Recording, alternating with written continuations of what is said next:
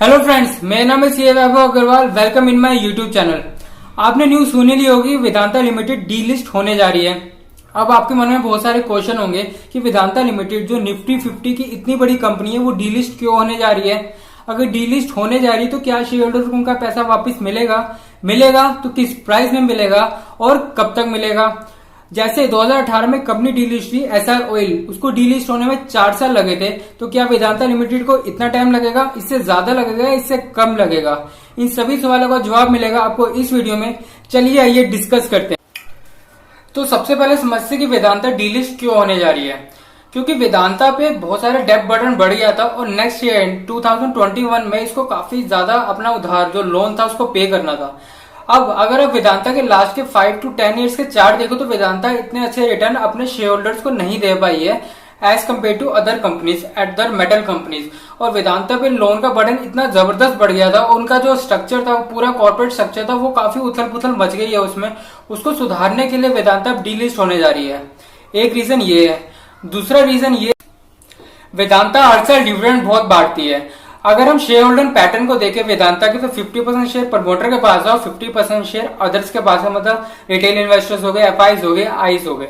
अब वेदांता को बहुत सारा लोन पेमेंट करना है, डेट रीपेमेंट करना है 2021 में। तो वेदांता क्या सोच रही है कि जितना भी डिविडेंड का पैसा है वो अगर प्रमोटर के पास ही रहे तो वो री इन्वेस्ट हो जाएगा बिजनेस में, जिससे वो लोन को इजीली मीटअप कर पाएगी, इजीली पे कर पाएगी। क्योंकि वेदांता का इस बार कॉर्पोरेट स्ट्रक्चर काफी बिगड़ चुका है, तो इसलिए वो डीलिस्ट होने जा रही है। और प्रमोटर सारे शेयर मार्केट से खरीद लेंगे, 100% होल्डिंग प्रमोटर के पास ही होगी। तो जितना भी वेदांता डिविडेंड डिक्लेयर करेगी वो प्रमोटर के पास ही जाएगा और दोबारा री इन्वेस्ट हो जाएगा और वेदांता इजीली डेट पेमेंट कर पाएगी। इसलिए वेदांता अब इस बार डीलिस्ट होने जा रही है। ये है 2 रीजन जिसकी वजह से वेदांता डीलिस्ट के बारे में इस बार सोच रही है।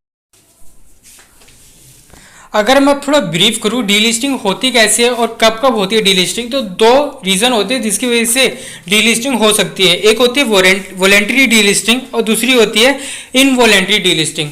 अब वॉलेंटरी डीलिस्टिंग कौन सी होती है? जब कंपनी खुद चाहती है कि मैं डीलिस्ट होना चाहती हूँ स्टॉक एक्सचेंज में, कभी किसी रेगुलेटरी अथॉरिटी ने उसको नोटिस नहीं भेजा, ना गवर्नमेंट की तरफ से आया ना सेबी की तरफ से आया कि आपको हम डीलिस्ट करना चाहते हैं, करने जा रहे हैं। कंपनी खुद चाहती है कि मैं स्टॉक एक्सचेंज से डीलिस्ट हो जाऊं। ये हो रहा है वेदांता केस में वॉलेंटरी डीलिस्टिंग, जब कंपनी खुद चाह रही है बिना किसी फ्रॉड के। और इनवॉलेंटरी डीलिस्टिंग क्या होती है? जब गवर्नमेंट चाहती है, सेबी चाहती है कि इस कंपनी को हमें डीलिस्ट करना पड़ेगा, क्योंकि अगर हमने इस कंपनी को डीलिस्ट नहीं करा तो ये अगेंस्ट ए पब्लिक इंटरेस्ट होगा। अगर पब्लिक ने इस कंपनी में पैसा लगाया तो पब्लिक का पैसा डूब भी सकता है। इस वजह से गवर्नमेंट या सेबी उस कंपनी को डीलिस्ट कर सकते हैं, उसको बोलते हैं इनवॉलेंटरी डीलिस्टिंग।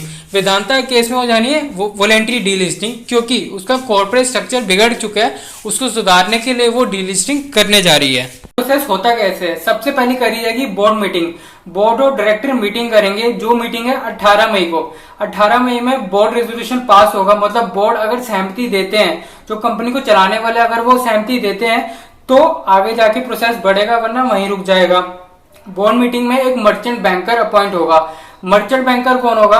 मर्चेंट बैंकर जो ये पूरी डीलिस्टिंग प्रोसेस को इनिशिएट करेगा, जो पूरे डीलिस्टिंग प्रोसेस को लीड करेगा। मतलब सेबी से जो अप्रूवल आना है, रिटेल इन्वेस्टर के पास जाना है, रिटेल इन्वेस्टर से अप्रूवल आना है, जितना भी प्रोसेस है, जितना भी वर्क है, ये मर्चेंट बैंकिंग करेगा। जैसे हम प्रॉपर्टी डीलर की बात करते हैं, प्रॉपर्टी डीलर जब हम प्रॉपर्टी खरीदते बेचते तो प्रॉपर्टी डीलर सब कुछ करवा के देता है, वैसे मर्चेंट बैंकर लिस्टिंग और डीलिस्टिंग में काम करता है पूरे प्रोसेस में। अब बोर्ड मीटिंग होगी, उसके बाद होगा शेयर होल्डर की मीटिंग। शेयर होल्डर की मीटिंग में 2 रेजोल्यूशन पास हो सकते हैं। एक होता है स्पेशल रेजोल्यूशन, जिसमें हमें 75% या उससे ज्यादा अगर शेयर होल्डर का अप्रूवल चाहिए होता है, या एक होता है ऑर्डिनरी रेजोल्यूशन, जिसमें खाली 50% या उससे ज्यादा के अगर शेयर होल्डर का अप्रूवल हमें मिल गया तो वो रेजोल्यूशन पास हो जाता है। अगर हम शेयर होल्डर पैटर्न की, जैसे मैंने आपको बताया कि 50% स्टेक है प्रमोटर के पास, तो ऑर्डिनरी रेजोल्यूशन इसमें नहीं रिक्वायरमेंट, इसमें नहीं सुटेबल रहेगा। इसमें चाहिए होगा हमें स्पेशल रेजोल्यूशन। लेकिन इसमें स्पेशल रेजोल्यूशन 75% वाला भी सूट नहीं करेगा, क्योंकि यहाँ पे लग जाते हैं सेबी के गाइडलाइन।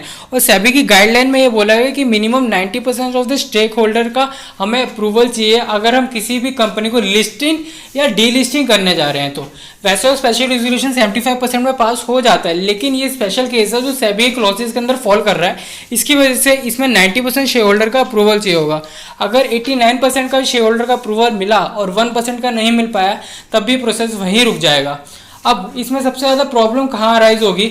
प्राइस के चक्कर में, क्योंकि अभी जो प्राइस ऑफर करा है वेदांता ने, जो इंडिकेटिव प्राइस जिसको बोला गया, फाइनल प्राइस नहीं है, 87.5 रुपीज़ ये ऑफर करा गया है। ये ऑफर करा गया था जब वेदांता का प्राइस मार्केट में चल रहा था 70 रुपीज़, लेकिन जैसे ही ऑफर करा, एक दो न्यूज़ आई, ये प्राइस पहुंच गया आज के टाइम पे 90 रुपीज़ के आसपास ट्रेड कर रहा है। तो वेदांता के शेयर होल्डर इसमें नहीं मानेंगे, इसलिए अब वेदांता को इसको अपना प्राइस बढ़ाना पड़ेगा। सपोज अगर वेदांता ने अपना प्राइस 250 कर दिया तो मैनी शेयर होल्डर रेडी हो जाएंगे इसमें बायबैक करने के लिए, क्योंकि कुछ शेयर होल्डर ने 100 रुपये में खरीदा होगा, कुछ ने 150 में खरीदा होगा, क्योंकि वेदांता का ऑल टाइम हाई गया था 350 में। तो कुछ शेयर होल्डर ने शायद 300 रुपये में खरीदा हो, 350 में खरीदा हो, वो रेडी इसमें नहीं होंगे। इसलिए इसमें अभी कुछ भी फाइनल नहीं हुआ है जब तक मीटिंग शेयर होल्डर की as well as board meeting दोनों नहीं हो जाती। जैसे कि मैंने आपको कहा कि वेदांता डीलिस्ट होने जा रही है अपने कॉर्पोरेट रिस्ट्रक्चर को सुधारने के लिए, क्योंकि आप जैसे देख सकते हैं यहाँ पे कि पहले वेदांता का मर्जर हुआ ऑफ स्टेरलाइट विद सिरसा गोवा का, उसके बाद सेसा स्टेरलाइट रीनेम्ड वेदांता का 2012 में उसका रीनेम कर दिया गया।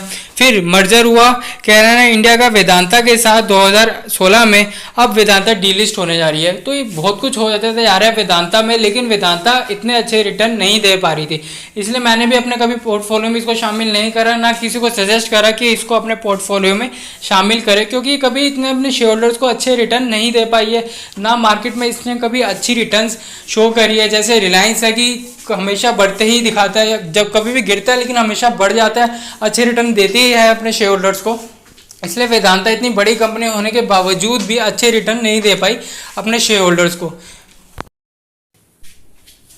अब जैसे ही मर्चेंट बैंकर अपॉइंट हो जाएगा बोर्ड मीटिंग में, उसके बाद शेयर होल्डर से भी उसका अप्रूवल ले लिया जाएगा, तो वो एक प्रोसेस करेगा जिसको बोलते हैं रिवर्स बुक बिल्डिंग प्रोसेस। अब ये रिवर्स बुक बिल्डिंग प्रोसेस क्या होता है? एक तरह का प्राइस डिस्कवरी मेथड होता है, जिसमें क्या होगा, बिड्स ली जाएगी माइनॉरिटी शेयर होल्डर से और उसको तय करा जाएगा, उसको फिक्स करा जाएगा। On the basis of bids को हम तय कर देंगे और कंपनी को बता देंगे कि माइनॉरिटी शेयर होल्डर इस प्राइस में तय हो रहे हैं। अगर कंपनी भी रेडी होती है तो वेल एंड गुड, अगर नहीं होती तो कंपनी का व्यू फिर माइनॉरिटी शेयर होल्डर को बताया जाएगा और उनके बीच प्रॉपर डीलिंग करवा के इस प्रोसेस को कंप्लीट कराया जाएगा। अब उसके बाद क्या होगा कि how much premium the promoter should offer to existing share holder. उसके बाद वो तय करेगा प्रमोटर से मिलके, प्रमोटर के साथ बैठ के तय करके कि कितना प्रीमियम वो एग्जिस्टिंग शेयर होल्डर को ऑफर करेगा इस प्रोसेस में। सो ये सारा प्रोसेस करेगा मर्चेंट बैंकर।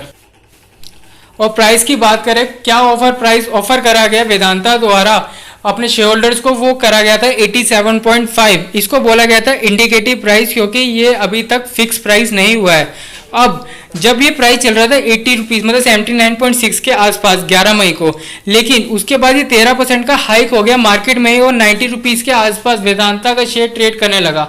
तो आप खुद ही सोचिए, कंपनी देने जा रही है 87.5 रुपीज़ और मार्केट में ही 90 रुपीज़ का ट्रेड हो रहा है। सो वेदांता के शेयर होल्डर क्यों कंपनी को अपना शेयर बेचेंगे? वो मार्केट में जाके ही बेचेंगे अपना शेयर और ज़्यादा रिटर्न लेंगे। इसलिए कंपनी को अब जो 18 मई को बोर्ड मीटिंग होने वाली है उसमें एक नया प्राइस निकालना पड़ेगा, जिससे वो वेदांता के शेयर होल्डर को रेडी कर पाए कि इस प्राइस में बेचने के लिए। अब कुछ और फिगर्स की बात करी जाए तो करंट मार्केट प्राइस चल रहा है 33,500 करोड़ रुपीस और सीएमपी पर शेयर का प्राइस चल रहा है, वो चल रहा है 90 रुपए। लेकिन सबसे ज़्यादा इंपॉर्टेंट यहाँ गौर करने वाली बात है इसका बुक वैल्यू। बुक वैल्यू आप देख सकते हैं कि 177 रुपीज़ चल रही है, मतलब मार्केट में जो प्राइस 90 रुपये में बिक रहा है उसकी बुक वैल्यू है 177 रुपीज़। अब आप प्रमोटर की जगह बैठ के सोचिए, प्रमोटर कितने बड़े फायदे में है। जो प्राइस 177 का है वो इजीली वो मार्केट से 90 रुपए में उठा रहा है, मतलब 87.5 रुपीज़ में उठा रहा है। और वही रिटेल इन्वेस्टर की तरफ से सोचिए कि रिटेल इन्वेस्टर जो उनकी एक शेयर का प्राइस 170 रुपये है बुक्स में, लेकिन मार्केट में प्राइस इतना कम है कि उनको 90 रुपये में शेयर को बेचना पड़ रहा है। इसलिए इस टाइम पे डीलिस्टिंग करी जा रही है। इसलिए मैं इसको कह रहा हूँ कि ये एक तरह का फ्रॉड हो रहा है अगेंस्ट रिटेल इन्वेस्टर। मतलब रिटेल इन्वेस्टर को 170 रुपये मिलने चाहिए, उसको 90 रुपये दिए जा रहे हैं और बाकी फायदा प्रमोटर को दिया जा रहा है, ताकि प्रमोटर कंपनी में कैश फ्लो करके अपनी डेब्ट रिपेमेंट को इजीली मीटअप कर पाए। अब इसके आरओई की बात करें तो वो आ रहा है 10.96, ये कितना कम है as compare to other companies, क्योंकि इतना रिटर्न तो अगर हम सेफ इन्वेस्टमेंट में डालेंगे तो इसके आसपास 7-8% तो वो भी रिटर्न दे देती है। तो क्यों हम इक्विटी इन्वेस्टमेंट करें, रिस्क भी उठाएं और रिटर्न भी ना हमें मिले। तो और ROCE की बात करें तो वो आ रहा है 15.20% और डेप्ट इक्विटी रेशियो की बात करें तो वो आ रहा है 0.70%। तो इन्होंने डेप्ट को अच्छा मैनेज करा हुआ है, लेकिन डेप्ट पेमेंट इतनी ज़्यादा बढ़ गई है एज कम्पेयर टू इतने इनके रिजर्व्स नहीं है कि वो इजीली मीटअप कर पाए, इसलिए वो अब डीलिस्ट होने जा रहे हैं। इंटरेस्ट कवरेज रेशियो की बात करें तो वो है 3.14 और प्रमोटर होल्डिंग जैसे कि मैंने आपको बताया था कि 50.14 है। लेकिन सबसे इंपॉर्टेंट बात, सबसे खास बात और सबसे अच्छी बात इस कंपनी के बारे में ये है कि इसने 1 रुपए का भी शेयर प्लेज नहीं कर रखा, मतलब कहीं उधार पे कहीं गिरवी नहीं रख रखा प्रमोटर्स ने अपना यहाँ पे शेयर। तो देखा आपने गाइस कैसे 170 रुपए की बुक वैल्यू को शेयर आपको 90 रुपए में बेचा जा रहा है वेदांता द्वारा और डीलिस्टिंग के प्रोसेस को कंप्लीट करा जा रहा है। सो इसी के साथ मिलूंगा आपको नेक्स्ट वीडियो में, तब तक के लिए अपना ध्यान रखिए। नमस्ते।